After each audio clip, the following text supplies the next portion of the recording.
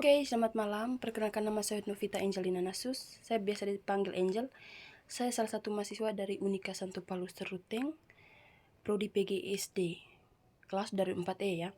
Di sini saya ingin mewawancarai salah satu responden mengenai kasus pelecehan seksual. Oke, sebelum kita memulai wawancara kita, saya ingin kakak memperkenalkan dulu sebelum diwawancarai. Silakan. Selamat malam, perkenalkan nama saya Maria Indrayana Polestageong, biasa disapa Nova. Oke, terima kasih Kakak Nova karena telah meluangkan waktunya untuk saya wawancarai. Oke, pertama-tama ya Kak Nova, saya ingin bertanya atau mungkin Kak Nova pernah mendengar atau pernah melihat ya secara langsung atau mendengar lah ya tentang kasus pelecehan seksual. Jika iya atau tidak ya, bagaimana pandangan kakak mengenai kasus pelecehan seksual tersebut? Yang pertama, iya, saya pernah mendengar yang namanya kasus pelecehan seksual. Oke.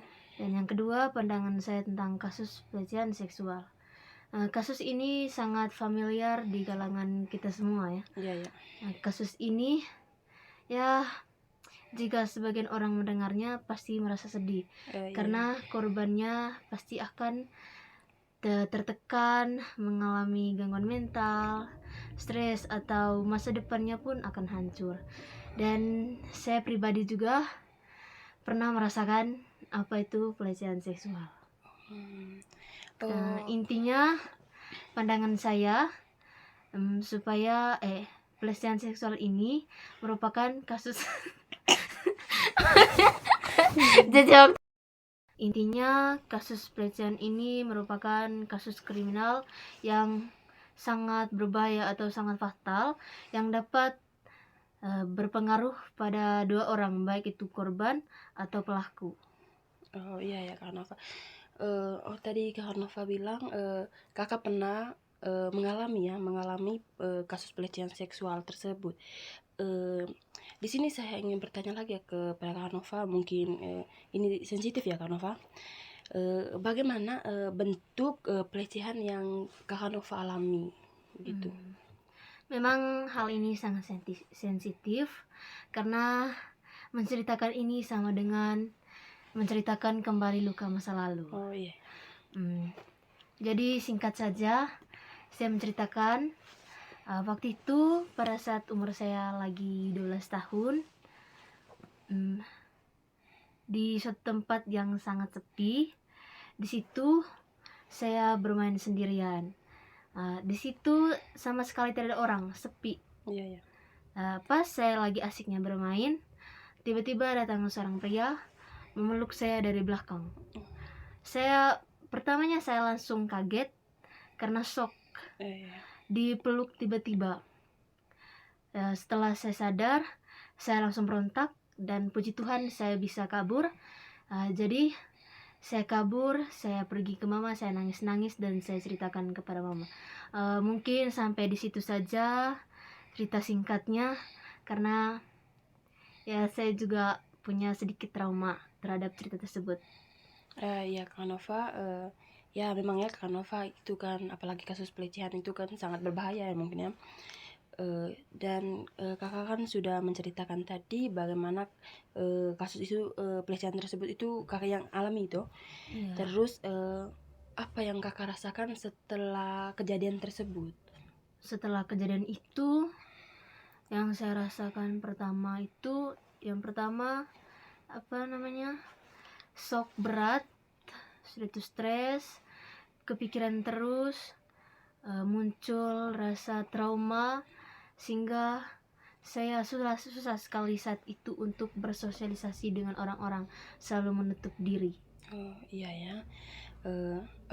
Selesai setelah kejadian misalnya kan kakak setelah kejadian itu kakak menutup diri, tidak bersosialisasi dengan orang lain ya begitu ya.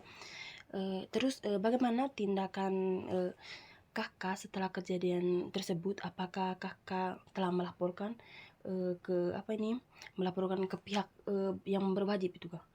Bagaimana? Waktu itu setelah kejadian memang lapor, tapi kami lebih tepatnya lapor pada kepala desa. Kami selesaikan masalah itu dengan jalur keluarga, selesaikan dengan baik-baik karena pelaku juga waktu itu merupakan keluarga dekat kami. Jadi tidak sampai ke bawah kepada pihak polisi atau pihak yang berwenang, karena melihat dari umurnya juga dengan mohon maaf karena kondisi keluarganya juga yang memprihatinkan. Iya ya kak. Oh iya kakak, sebelum ini ya, saya mau bertanya ini saran dari kakak bagaimana cara mengatasi pelecehan seksual ini. Di sini saya ingin bertanya dulu, tadi saya lupa ya kakak ya.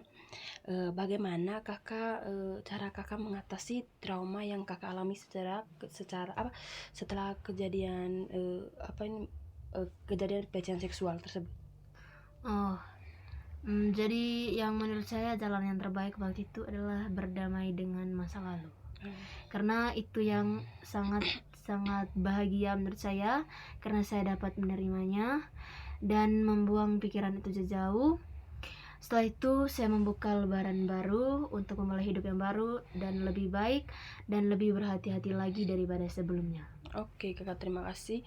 Di sini juga saya ingin bertanya, mungkin ini yang terakhir ya kakak ya. Iya.